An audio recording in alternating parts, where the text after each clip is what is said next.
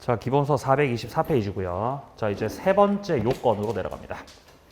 자, 밑에 네모 3번에 나오죠. 채권이 변제기에 도래를 해야 된다.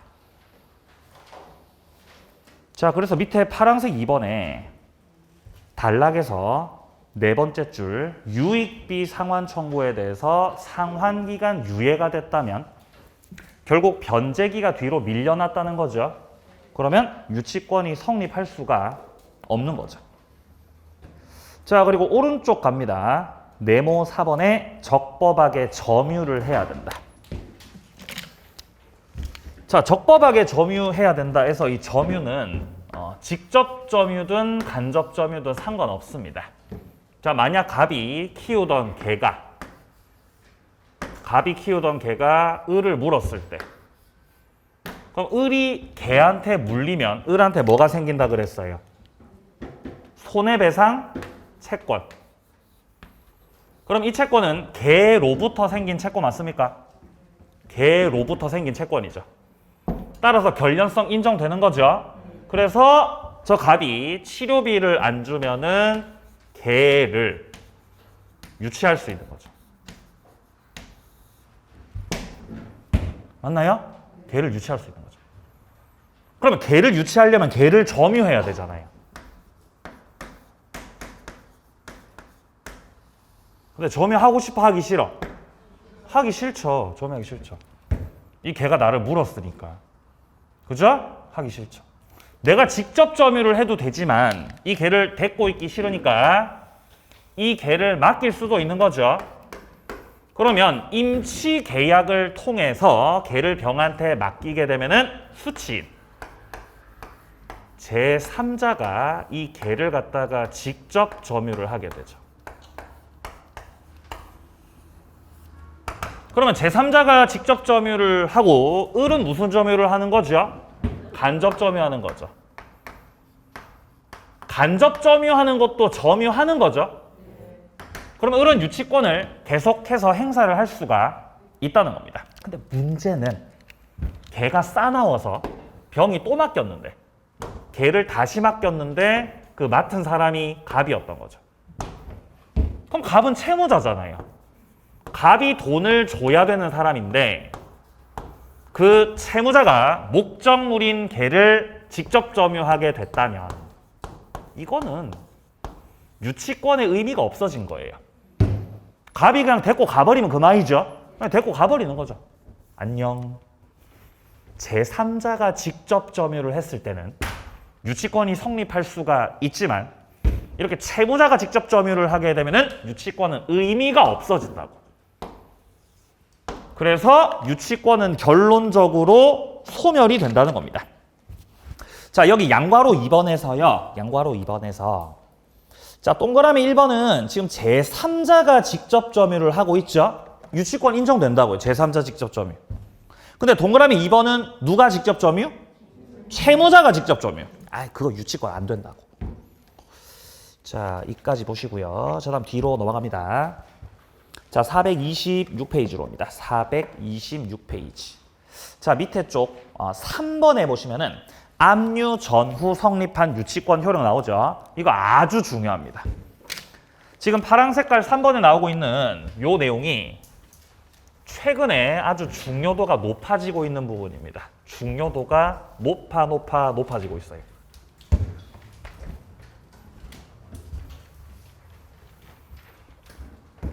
자, 일단은 부동산을 소유하는 사람이 있습니다. 갑이 부동산을 소유한다. 자, 갑이 건물을 가지고 있습니다. 자, 갑이 건물을 소유하고 있다. 건물주죠. 건물 소유. 자, 그리고 이 건물에 을이 저당을 잡고 있다. 자, 저당권이 설정되어 있는 상태에서 그 이후에 병이란 사람은 이 건물을 공사를 했어요. 그럼 공사했으니까 공사비 채권이 생기죠. 그리고 공사비 채권이라는 건 당연히 건물로부터 생긴 채권 맞습니까? 건물로부터 생긴 채권 맞죠? 자, 근데 여기서 갑이 건물을 공사비를 줘야 되는데 안 주고 있죠. 그래서 병이 갑을 몰아내고 점유를 시작했습니다. 그럼 여기서 병이 이렇게 점유를 시작하게 되면은 병이 저 건물에 대해서 뭐를 행사하는 거죠? 유치권을 행사하는 거죠. 그렇죠. 그러니까 유치권이 성립한 거죠. 그렇죠? 유치권이 성립했다.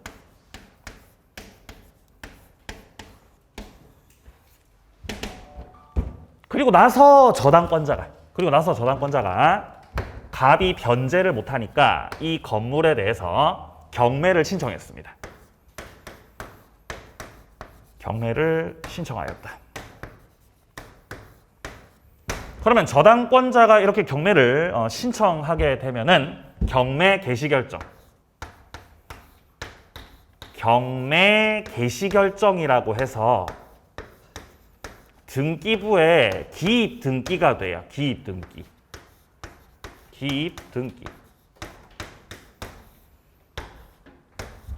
이제 이 건물이 곧 경매되고 매각 절차 들어갈 거라는 거를 공시하는 거죠, 이제.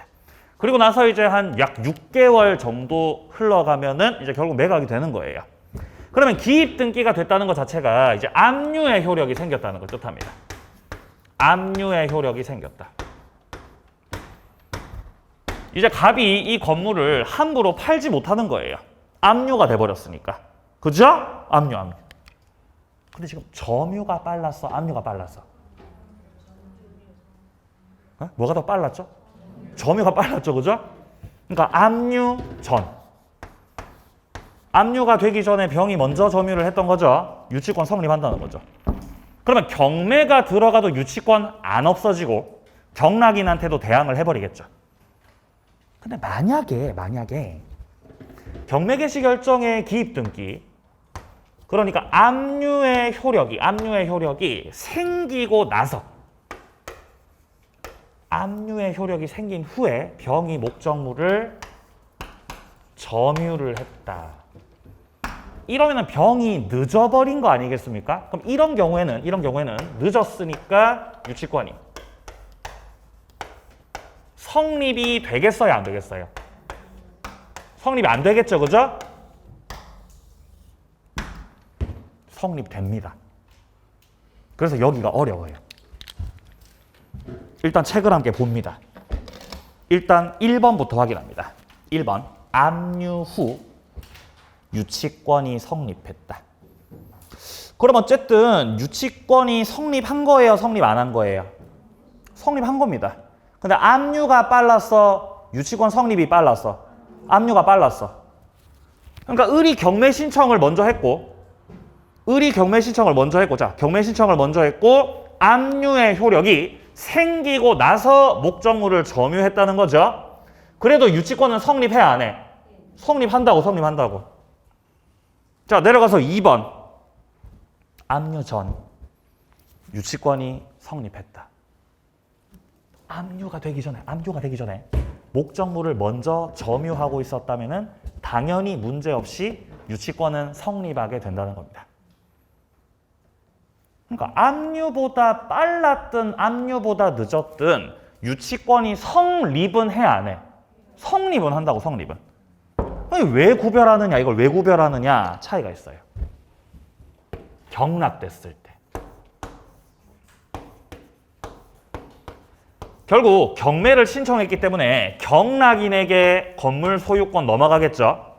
저 경락인에게 대항할 수 있는 것이냐. 경락인에게 대항할 수 있는가?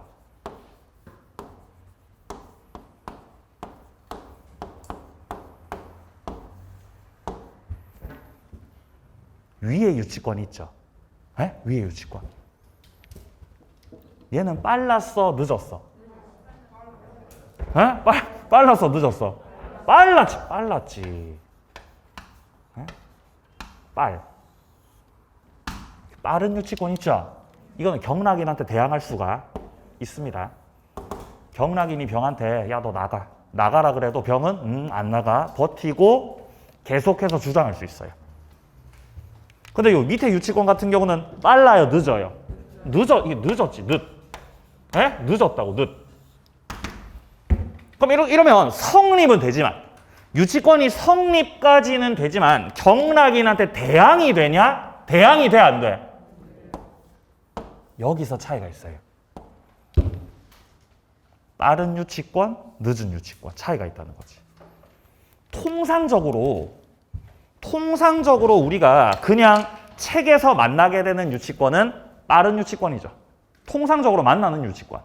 근데 저당권자가 경매를 신청하는 그 시점에서 조금 더 세세하게 들어가 봤을 때는 이런 유치권도 존재할 수가 있더라는 거죠. 그래서 좀 심화되는 내용이고 최근에 뜨거워지고 있습니다. 자, 1번 단락 다시 보겠습니다. 1번 단락. 자, 첫째 줄에 보시면요. 압류의 처분 금지효에 저촉돼서 경락인에게 유치권 주장할 수가 없다라고 돼 있죠.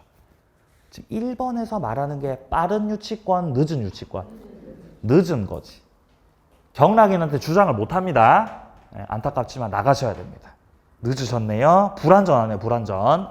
자, 근데 2번에 압류 전 유치죠. 이거는 빠르셨다는 거죠. 빨랐지요? 그럼 경락인한테 대항을 해, 못해? 대항할 수 있습니다. 단락 셋째 줄에 나오죠. 경매 절차 매수인에게 유치권으로 대항할 수 있다. 밑에 3번, 4번, 5번은 일단 보지 마시고 1번하고 2번만이라도 잘 구별을 좀 해주시길 바랍니다.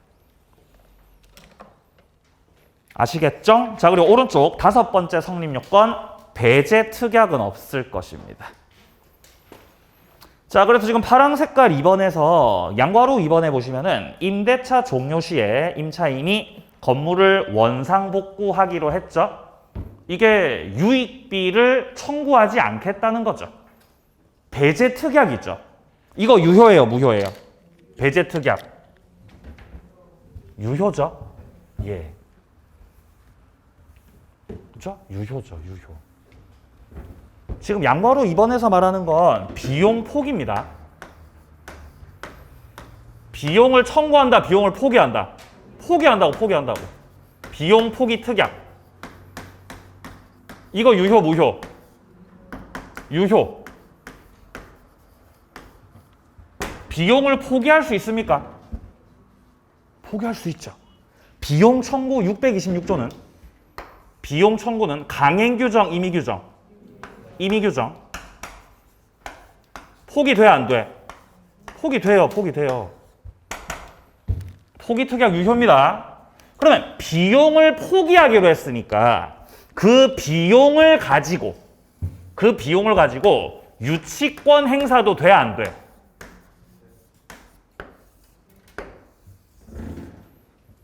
유익비를 청구하지 않기로 했잖아요. 그럼 유익비 가지고 유치권 돼, 안 돼? 안 되죠.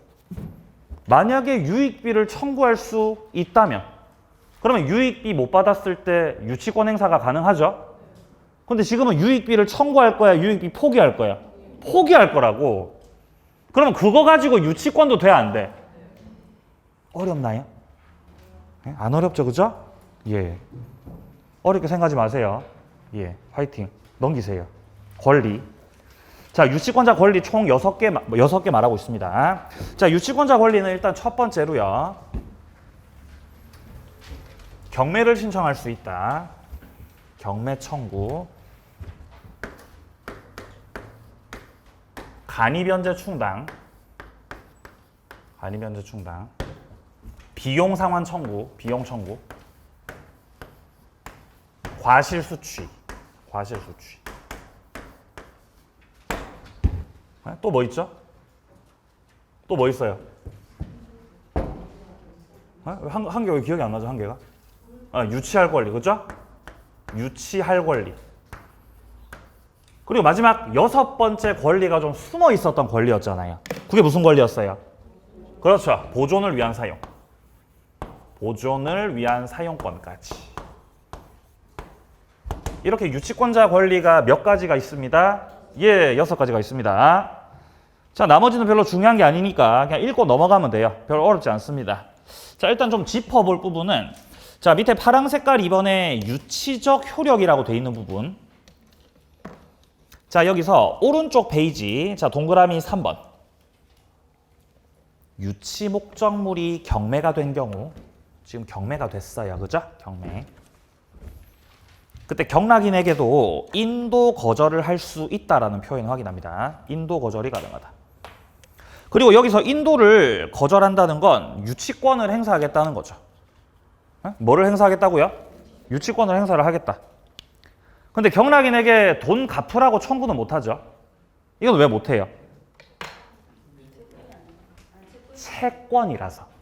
변제 청구는 물권 청구하는 게 아니라 뭐 청구하는 거라서? 채권 청구하는 거라서. 예, 왜 처음 듣는 저기 또 표정이시죠? 네? 나는 처음 듣는데 이런 표정이시네요. 예, 알겠어요. 이렇게 진도가 밀리고 계속 진도 밀리는 거예요. 그죠? 그럼 뭐 밀려도 어떡하겠어요? 아는 게 중요한 거지. 아는 게 중요한 겁니다. 아는 게. 자, 을이 유치권을 행사하고 있습니다. 을이 갑의 건물에 유치권을 행사하고 있어요. 근데 유치권을 행사했던 그 건물이 그만 경매가 돼버린 거지.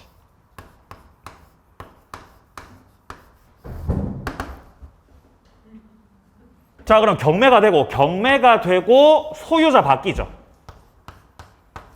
그럼 얘가 이제 경락 받으신 거잖아, 경락을.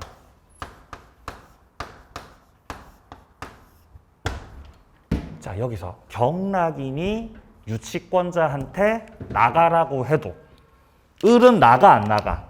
안 나가죠. 그러니까 유치권을 경락인한테까지 주장할 수, 점유 인도 거절할 수 있다 없다? 할 수가? 네.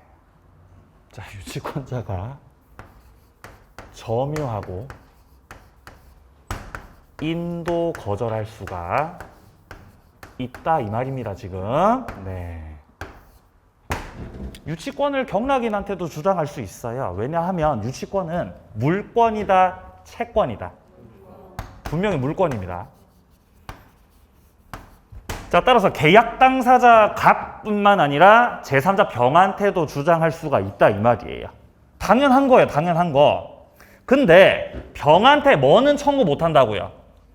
적극적으로 네가 돈 갚으라고.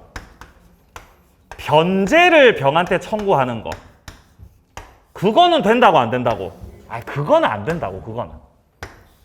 왜 변제 청구는 못하냐? 변제를 청구한다는 건 채권을 주장한다는 거고, 채권은 상대권이기 때문에 계약 당사자에게만 주장할 수 있는 거죠. 그럼 계약 당사자가 누구예요? 저 갑이죠. 갑한테 돈 갚으라고 해도 돼요. 근데 얘한테 돈 갚아라? 그거는 안 된다고, 그거는. 채권이라서. 자, 그거 말씀드렸습니다. 자, 그리고 내려가세요. 자, 비용 상환 청구. 자, 양괄호 1번에서는 필요비, 양괄호 2번에서는 유익비고요. 그리고 유익비에서 역시 또 반복적으로 동그라미 3번. 유익비 청구에 대해서 상당한 상환 기간을 허여할 수 있다. 자, 4번의 간이변제 충당. 뜻만 아시면 됩니다. 읽어보시고요. 뒤로 넘기세요. 자, 5번째 과실 수취가 나와 있습니다. 자, 323조를 보게 되면은 유치권자는 과실을 수취해서 다른 채권자보다 먼저 변제 충당할 수 있다.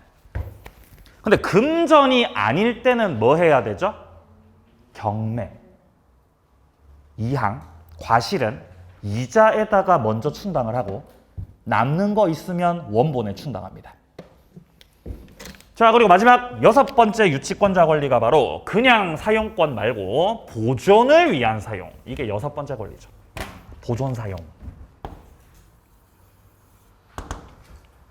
자, 일단 보존 사용하면 딱 떠올라야 돼요. 그러니까 딱 떠올라야 돼요. 뭐가 떠오르세요? 예를 들어서 보존 사용의 예. 뭐가 떠오른다? 주택에 거주하는 거. 이거 보존사 아주 대표적인 보존 사용이에요. 따라서 유치권자가 주택에 거주할 때 채무자로부터 승낙받을 필요가 있다 없다. 승낙을 요하지 않죠. 승낙을 받을 필요가 전혀 없다는 거지. 승낙 필요 없다. 자, 근데 보존 사용을 통해서 주택 거주가 가능하지만 이때 유치권자가 얻은 이득은 부당 이득이죠. 사용료 내야 돼, 안 내도 돼? 사용료 내야 합니다. 사용료 내야 한다. 그리고 사용료를 내야 한다는 거는 그러니까 유치권자에게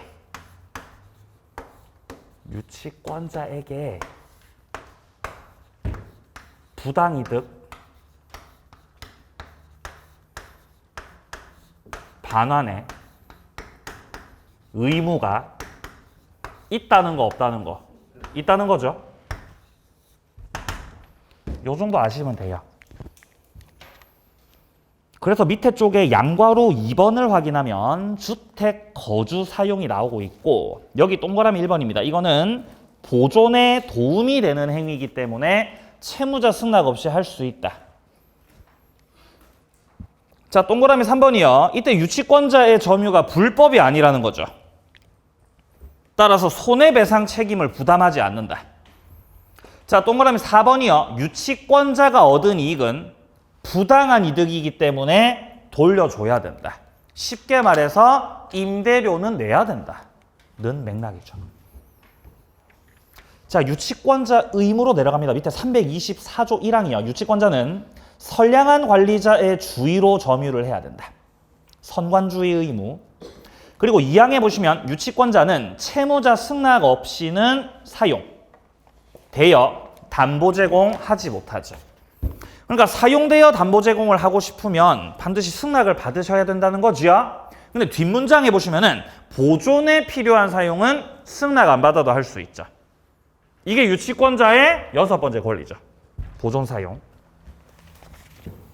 자, 그리고 유치권 소멸로 넘어갈게요. 오른쪽 페이지 밑에 04번입니다. 유치권 소멸. 자, 먼저 326조를 보면 유치권 행사가 채권 소멸 시효 진행에 영향 안 미친다 그러죠. 그러니까 이게 뜻하는 거는 유치권을 행사할 때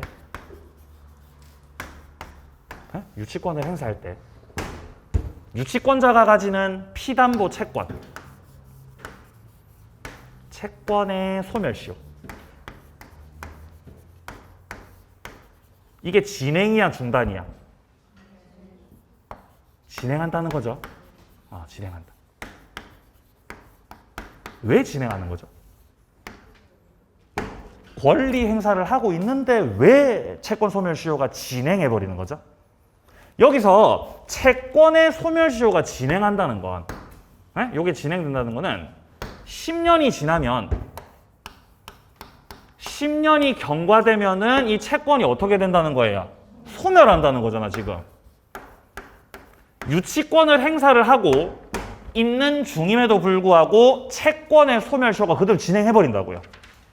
행사 중인데 왜 진행하는 거죠?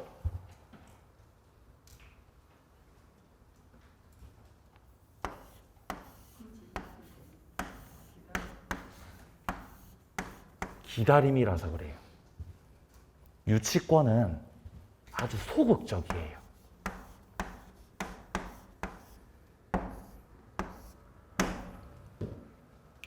소극적이라고요. 소심합니다, 유치권. 겁나 단순하죠. 단순하다고, 유치권은. 내가 친구한테 작년에 3천만 원을 빌려줬어요. 친구한테 3천만 원을 빌려줬습니다. 1년 뒤에 갚기로 했어요. 저놈이. 안 갚죠. 안 갚으니까 나는 채권을 가지고 있죠. 근데 그러고 갑이 돈 안 갚은 지가 지금 9년이 됐어요. 여기서 이제 1년 더 지나면 을의 채권이 어떻게 돼요? 소멸하잖아요. 맞나요? 채권 소멸한다고요. 그럼 어떻게 해야 돼, 을이? 저 채권을 없애고 싶지 않으면, 저 채권을 좀 살리고 싶으면은 을이 어떻게 해야 돼요?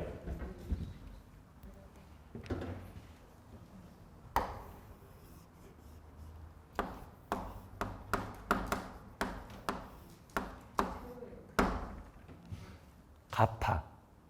이게 청구하는 거예요. 청구.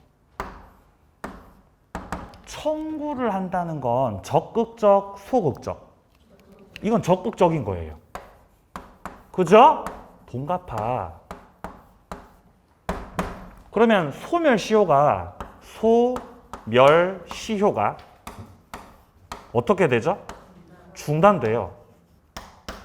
소멸시효 중단된다고. 그럼 다시 10년으로 카운팅 돼요. 이해되세요? 예. 그러니까 아무리 제가 배기 싫지만 9년에 한 번씩은 전화를 때려주는 거죠. 9년에 한 번씩 전화하는 거예요. 내 채권을 유지하기 위해서. 계속 기다리는 거예요. 두고 보자. 네 아들이 결혼식 하는 날, 네 새끼가 결혼식 하는 날 내가 네 축의금을 다 빼앗아 주마. 기다리는 거죠. 이해되세요? 모르십니까? 축의금도 이렇게 할 수 있는 거 모르세요? 압류할 수 있는 거? 그러면 하면 안 됩니까? 알겠습니다. 자, 어쨌든 소멸시효가 중단된다는 거지. 적극적으로 청구해가지고. 근데 유치권을 행사하는 건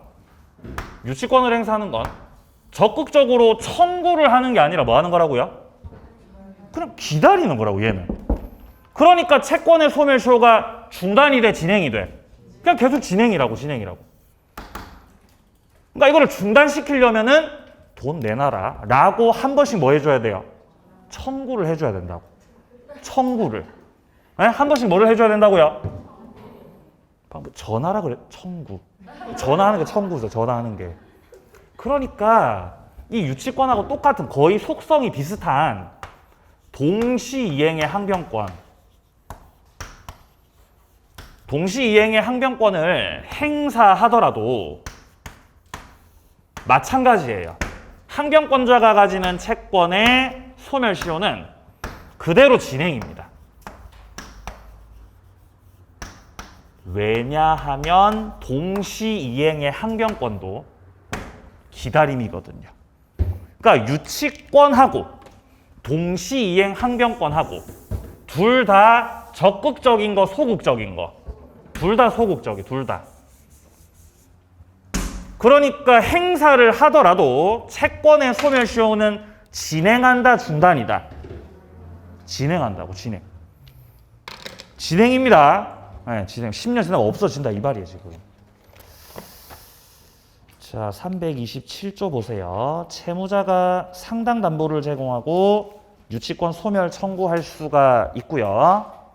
그리고 328조 같은 경우는 점유가 생명줄이기 때문에 점유가 상실되면 유치권도 소멸한다. 그럼요. 자, 여기까지 해서 유치권 관련된 내용 마무리하도록 하겠습니다. 자, 이제 저당권으로 넘어갑니다. 저당권.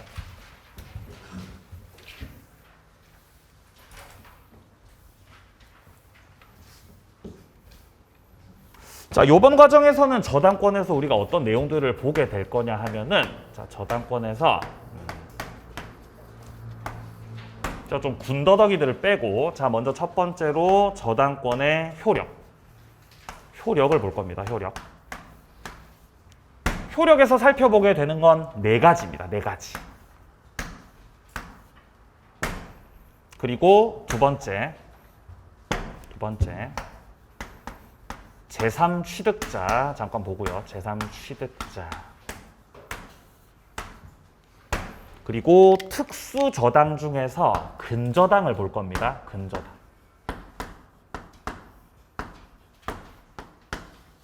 네, 저당권 파트에서 이 정도를 보고 이제 계약법으로 넘어갈 거예요. 일단 오늘은 이 효력에서 몇 가지만 좀 볼 수가 있겠는데요.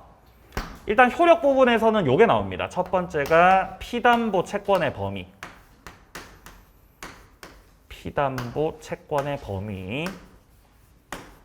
그 다음 두 번째가 목적물에 대한 저당권의 효력.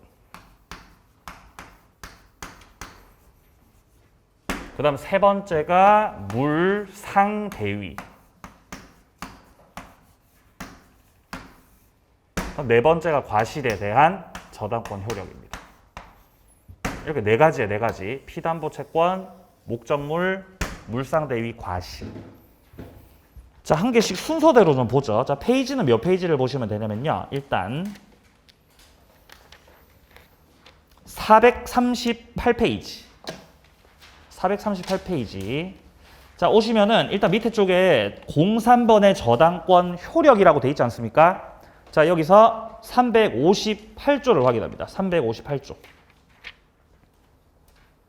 저당권의 효력은 저당 부동산에 부합된 물건. 이런 부합된 물건을 우리가 부합물이라고 했어요. 그리고 종물에 미친다. 또 어디에도 미치죠? 종된 권리. 종된 권리. 근데 뒷문장에 법률의 특별한 규정이나 설정 행위에서 다르게 정한 약정이 있다면 그렇지 않다라고 하죠. 여기서 그렇지 않다는 건 효력이 미친다는 거다, 안 미친다는 거다? 안 미친다는 거죠. 특약으로 배제할 수 있다는 거다, 없다는 거다? 배제할 수 있다는 거다. 그러니까 결국 강행 규정이라는 거다, 임의 규정이라는 거다? 임의 규정이라는 거죠. 특약으로 배제할 수가 있으니까요. 임의 규정입니다. 자, 그래서 제가 이런 거 말씀드렸잖아요. 토지가 있고 토지 갑거. 그리고 토지 위에 건물이 있는데 건물을 거. 그리고 이 건물을 을이 병이 저당을 잡고 있을 때.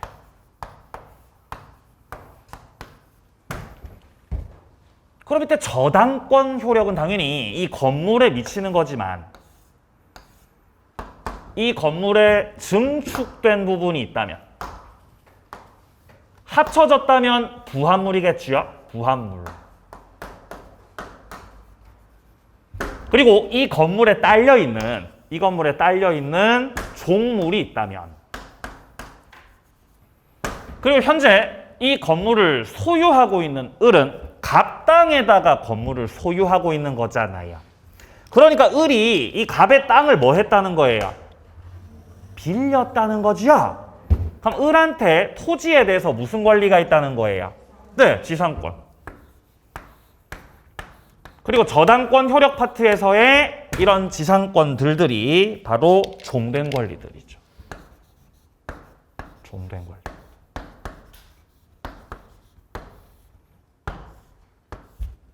그리하여 저당권의 효력이 부합물에도 미치고 종물에도 미치고 종된 권리에까지 싹 다 미치죠. 여기에 저당권 효력이 싹 다 미쳐버리기 때문에 결국 저당권자가 이 건물에다가 경매 신청을 해버리면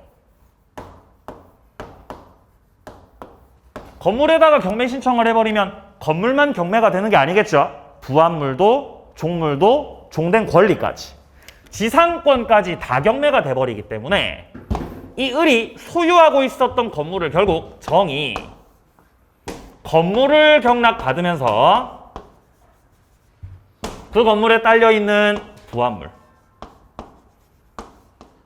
붙어있는 종물, 그리고 종된 권리까지 싹 다 받는 거죠. 맞나요? 등기해야 받아요? 등기 안 해도 받아요? 등기 안 해도 받습니다. 그죠? 왜 등기 안 해도 돼요? 경매는 뭐라서? 법률 규정이죠. 187조죠. 자, 책 보겠습니다. 자, 일단 오른쪽 페이지에서요. 부합물이 먼저 나오고 있고요. 자, 동그라미 1번. 저당권 설정 전후 부합물의 효력은 다 미친다. 여기 확인하고요. 자, 그리고 동그라미 2번의 수목. 만약에 토지를 저당 잡고 있다면은 이 수목은 토지에 부합이 된 거죠. 그러니까 저당권 효력 다 수목에도 미친다는 거죠. 자, 3번의 유류 저장 탱크 부합물. 자, 그리고 4번 같은 경우 증축됐는데 독립성이 없다 그러죠. 그러면 합쳐진 거죠. 부합물이죠. 효력이 미칩니다. 자, 그리고 밑에 핵심 판례에서 핵심 판례 지금 셋째 줄에 보시면은 증축된 부분이 기존 건물에 부합이 됐고 분리해서는 별개 독립물로서 효용을 갖지 못한다라고 돼 있잖아요. 그러니까 부합이 됐다는 거죠. 그러면 저당권 효력이 미쳐 안 미쳐? 효력이 미치지. 효력이 미치는 거죠. 근데 이 부합물이 이 증축된 부분이 경매 평가 목록에서 평가해야 되는 그 목록에서 누락이 된 거예요. 누가 누락시켰죠? 누가 누락시켰죠? 공무원이에요. 공무원이 누락시킨 거예요. 그럼 평가가 이렇게 누락됐다고 해서 저당권 효력이 부합물에 안 미칩니까? 미치죠. 효력 미치죠. 따라서 경락인이 부합물 취득을 해 못해? 취득한다는 거죠. 자, 지금 밑에 줄에 보시면은 기존 건물에 대한 경매 절차에서 자, 밑에서 두 번째 줄입니다. 기본 건물 경매 절차에서 경매 목적물로 평가되지 않았다고 할지라도 부합된 증축 부분 소유권을 우리 경락인께서 취득하게 된다는 거죠. 확인하세요. 자, 뒤로 넘기세요. 440페이지. 자, 영어로 2번입니다. 종물로서 분리 방출되지 않은 것들. 종물에도 저당권 효력은 미칩니다. 근데 여기 동그라미 2번에 보시면 종된 권리가 나오잖아요. 종된 권리. 저당권 효력 파트에서 나오는 종된 권리라고 하는 것들은 토지 사용권을 말하는 겁니다. 토지 사용권. 네, 토지 사용권.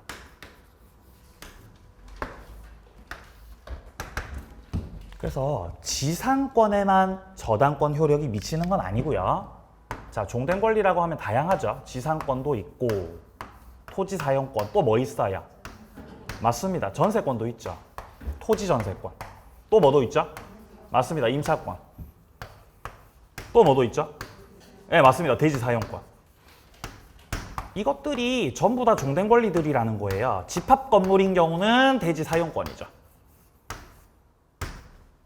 그러니까 건물주가 어떤 식의 권리를 가지고 있든 그 건물에 설정된 저당권 효력은 지상권, 전세권, 임차권, 대지 사용권에까지 효력이 다 미쳐버린다는 거죠.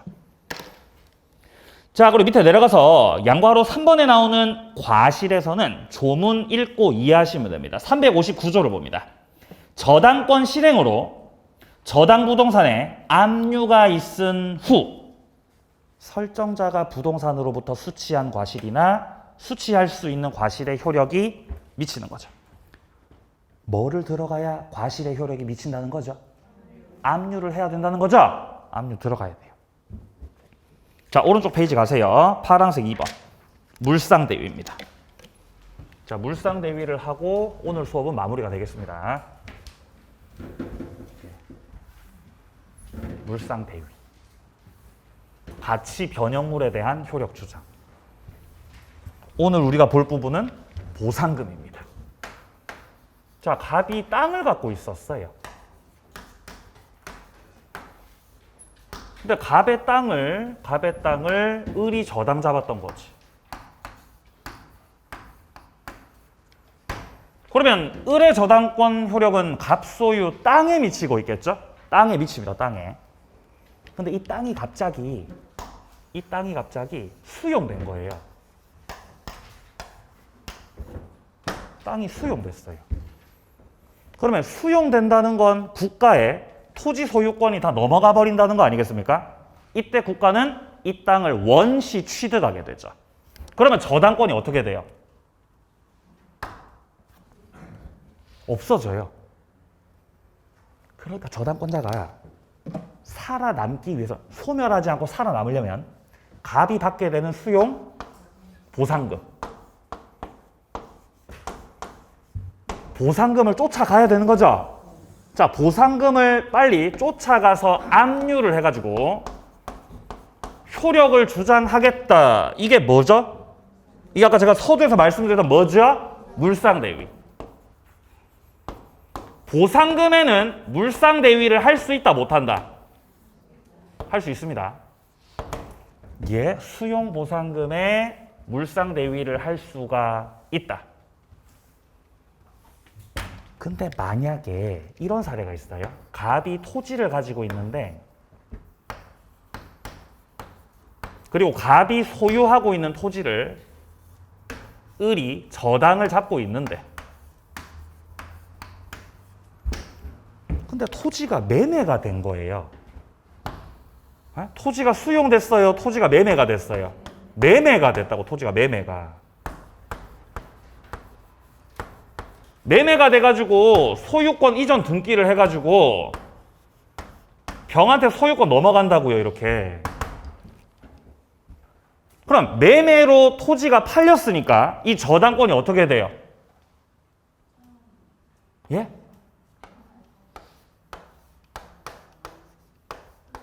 가만히. 매매로 소유자가 바뀌었다고 해서 저당권이 소멸합니까? 그렇지 않습니다. 가만히 있죠? 가만히 있어요. 그러니까 저당권자 급해, 안 급해? 안 급하죠. 이때 얘가, 야, 너 왜 팔아? 너 왜 땅 팔았어? 너 매매 대금에다가, 너 이 나쁜 놈아, 매매 대금에다가 내가 물상대위 할 거다. 압류해가지고 물상대위 할 거야, 매매 대금에다가. 이거 돼, 안 돼? 안 돼요, 안 돼요. 물상대위로 취급을 하는 경우는 저당권이 소멸할 위기에 놓여 있을 때, 요런 경우. 토지가 강제 수용돼 버리니까 저당권이 없어질 거 아닙니까? 그러니까 보상금에다가 압류 물상대위 하는 겁니다. 이 경우는 저당권 소멸 안 하니까 물상대위 못 하는 거예요. 저당권자는 목적물 소유자가 누구인지에 대해서는 관심 없죠. 소유자가 갑이든 소유자가 병이든 돈만 받으면 되죠. 그리고 저당권자는 사람을 담보 잡아요, 물건을 담보 잡아요? 물건 담보 잡죠. 소유자가 누가 됐든지 간에 관심 없습니다. 돈 안 들어오면 경매 신청하면 그만이에요. 그럼 한 가지 더. 갑이 토지를 갖고 있다.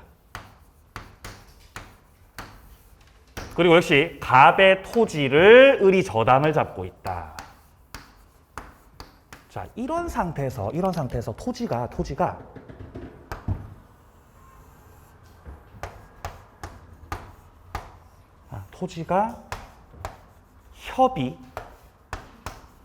협의 취득이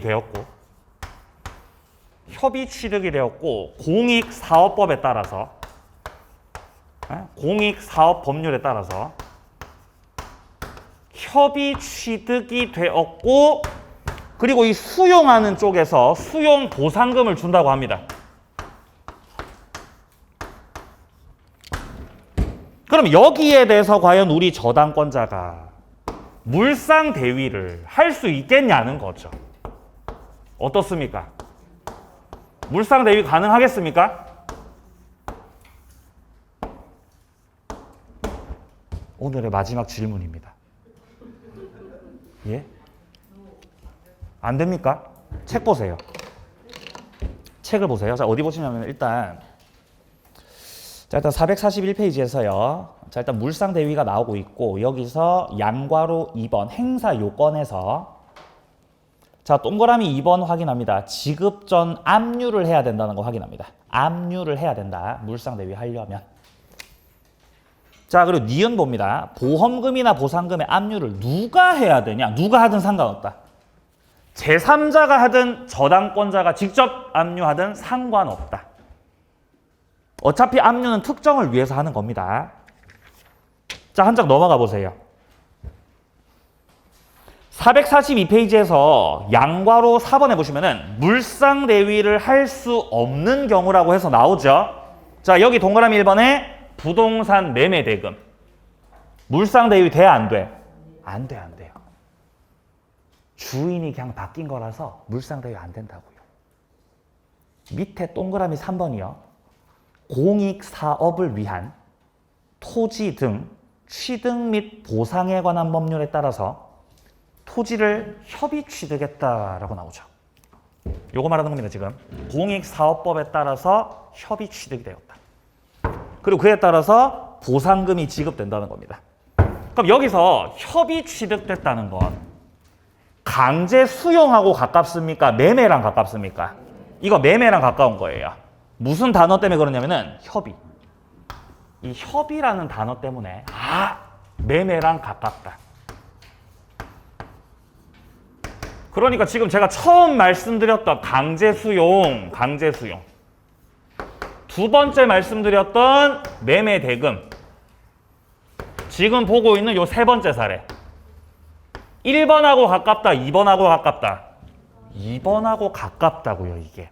그러니까 여기서의 보상금은 저 1번의 보상금이다, 2번의 매매 대금이다. 이거 매매 대금하고 가깝다고, 이게. 그럼 보상금이라고 하면 안 되잖아요.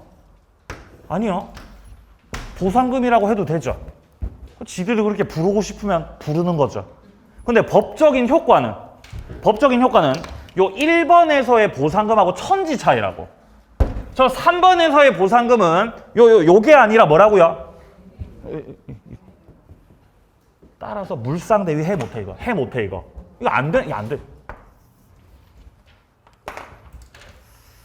자, 그게 지금 동그라미 3번에서 말하고 있는 내용 되겠습니다. 자, 그리고 저당권에 좀 남아있는 부분들은 다음 시간에 마무리하고, 자, 다음 시간은 계약법 이어서 나가도록 하겠습니다. 자, 고생 많으셨고요. 다음 주도 건강한 모습으로 만나겠습니다. 수고하셨습니다.